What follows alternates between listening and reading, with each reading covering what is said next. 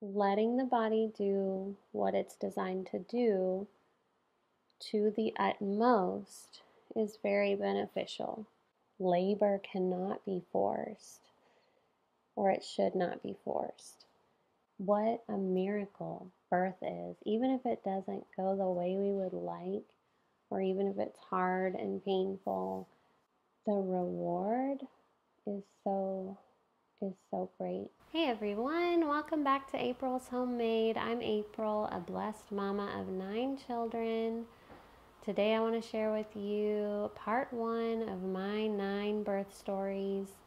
I have had a lot of really wonderful, peaceful births. I have had some really hard births. I have had medicated, unmedicated, epidurals, some without. I've had a forceps delivery. I've had 2 hospital births and 7 home births. No matter what sort of births you have had or are going to have, there will be a lot to glean from for you. So thanks for watching. Hit that thumbs up, subscribe, and let's get going. Okay, so I went into labor 8 days late with my first baby, and I was actually scheduled to be induced that day anyway, so they admitted me very quickly. I was about 1 centimeter dilated. The anesthesiologist was available right away, so they offered me the epidural. I was kind of afraid that if I didn't get it now, that I couldn't get it later, so I went ahead and got it.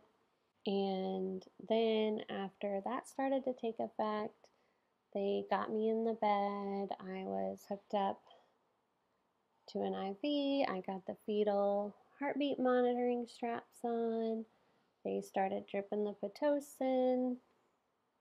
I had like a breathing mask on, and so I was just laying there.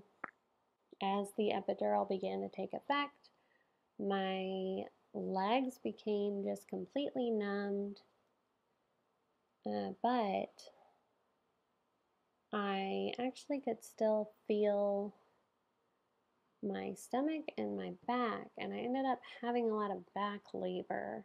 This was sort of the worst situation, really, because my legs were like tree trunks. They were of no use to me. I couldn't really get comfortable and handle the contractions very well. I had a lot of contractions in my back. That ended up being very painful. The epidural actually slowed down my labor quite a bit, so then they really cranked up the Pitocin, and that brought forth some really strong, intense contractions, and those were very hard for me to deal with laying on the bed with, basically paralyzed legs. I ended up having like a pulsating pain in my hand from where the IV went in, and I think it was just kind of put in a bad way, and my vein was like pulsating the whole time. That was actually just very distracting and just kind of a continuous pain throughout the labor. But anyway, so my husband was actually just pretty distressed at this point. The nurse was actually coming in a lot, and she would look at the heartbeat data, and she would say, it's not looking good. The baby is not handling the contractions as well as we would like. It obviously wasn't an emergency situation because they were not rushing me to the emergency room. But it was kind of just a constant discouragement throughout the labor. My labor ended up being about, if I remember correctly, it was about 22 hours long. I labored the whole day, and then And then night came and they told me that it was time to start pushing. They didn't actually say that I was at 10 centimeters. I mean, I assume I was, but they told me that it was time to push. And so I did that and I pushed for 5 hours on my back, people holding up my legs. I kept going. I kept going because I was really hopeful that I would not have to get a C-section. And so I never asked for one.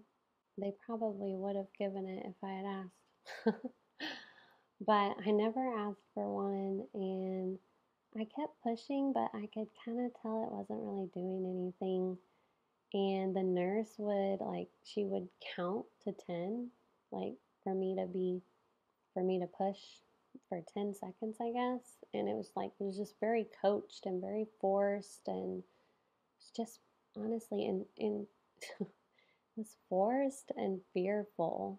So then there was an attending who came in, and he he basically was like, "Okay, well, do you want a C-section or do you want a forceps? Do you want us to try the forceps delivery?"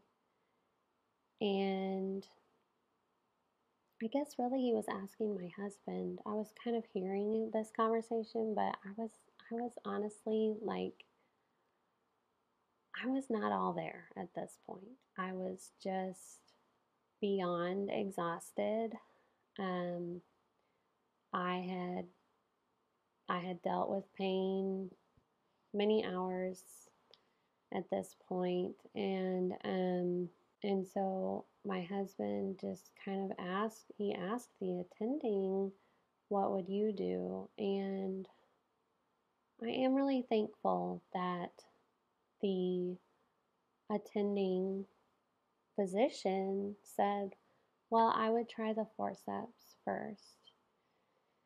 And so Travis, my husband, said, "Okay, we'll do that. We'll try the forceps." And um, so after 5 hours of pushing, they actually gave me like morphine to deal with them pulling her out, I guess. They were able to get her out with the forceps. I don't really remember a whole lot after that. I remember I did not hold her right away, which actually still just sort of breaks my heart. But they were sewing me up and I just fell asleep. I just fell asleep while they were sewing. I had a partial 3rd degree, 4th degree tear. I just remember waking up at some point and Shannon was in the little baby bed next to me, and I don't really know quite how long it had been, but I did have a hard time with the breastfeeding. It's often hard your first time, but it's not good for hours and hours to go by without the baby breastfeeding. I really had to fight to get her to breastfeed, and I kind of did both bottle and breastfeeding and pumping, and it took me about 5 months. But by 5 months, she was exclusively breastfeeding. And I just thought I'd share that with you now because I didn't really know that was possible. I kept trying. I kept trying to actually breastfeed her, and it eventually worked. And I after 5 months, she only breastfed. Now, shortly after that, she started eating table food and those things. So, but I was really thankful for that. I was thankful that I was able to get her to breastfeed, and of course, I could give her the breast milk through pumping.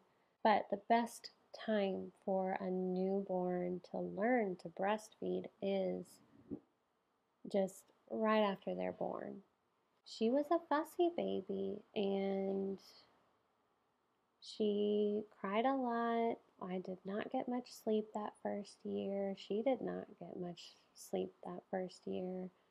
It was a hard year, and I'll just be honest with you and say, like, I never would have thought that I could have 9 kids after having my first one.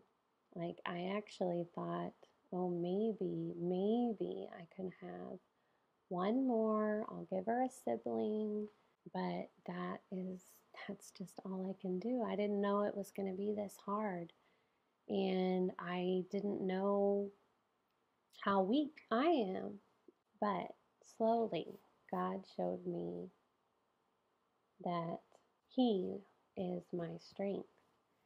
And you'll kind of see as I tell you these stories how God opened my heart and my mind, and how He taught me how beautiful motherhood is, and what a miracle birth is. Even if it doesn't go the way we would like, or even if it's hard and painful, the reward is so great. I know that the first birth being really hard actually led me down a beautiful path.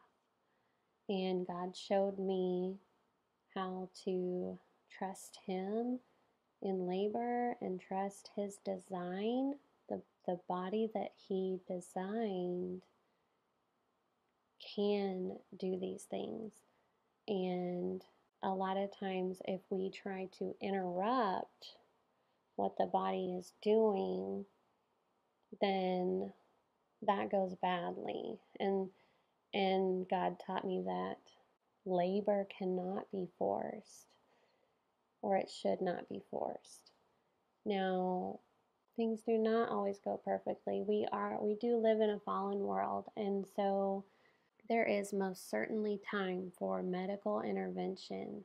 In my experience, letting the body do what it's designed to do to the utmost is very beneficial. And so I definitely started thinking that way and going down this path with my second birth. Now, I still had him at the hospital, but because of my first birth, that did make me think, I'm going to stay home.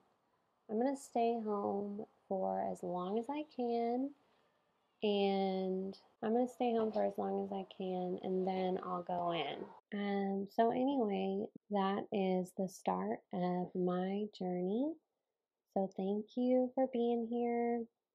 Thank you for watching. Thank you for hitting that thumbs up. Subscribe so that you do not miss the other birth stories that are coming. And I'll see you soon.